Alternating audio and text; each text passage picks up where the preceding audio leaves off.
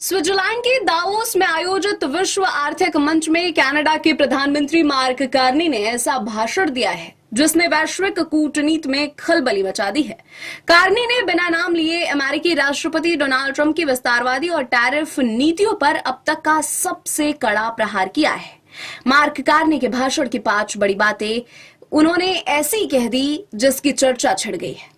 Mark Carney का यह भाषण महज एक राजनीतिक बयान नहीं बल्कि बदलते वैश्विक समीकरणों का संकेत है। इसके पीछे के कई कारण हैं, आइए जानते हैं। पुराना वर्ल्ड ऑर्डर अब वापस नहीं आएगा। कार्नी ने स्पष्ट शब्दों में कहा कि द्वितीय विश्व युद्ध के बाद से चला आ रहा नियम आधारित विश्व क्रम अब खत्म हो चुका है।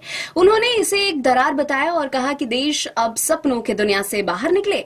उनका इशारा ट्रंप की अमेरिका फर्स्ट नीति की ओर था, जिसने वैश्विक संधियों को दरकिनार कर दिया है।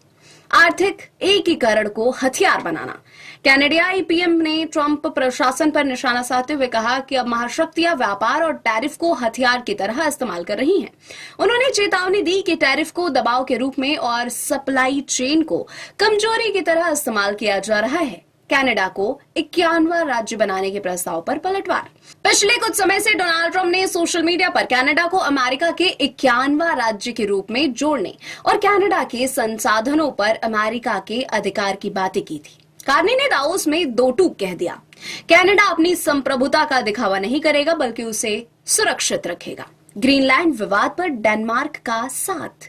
ट्रंप द्वारा ग्रीनलैंड को खरीदने की जिद और यूरोपीय देशों पर दबाव बनाने के बीच कार्नी ने घोषणा की कि कनाडा मजबूती से डेनमार्क और ग्रीनलैंड के साथ खड़ा है।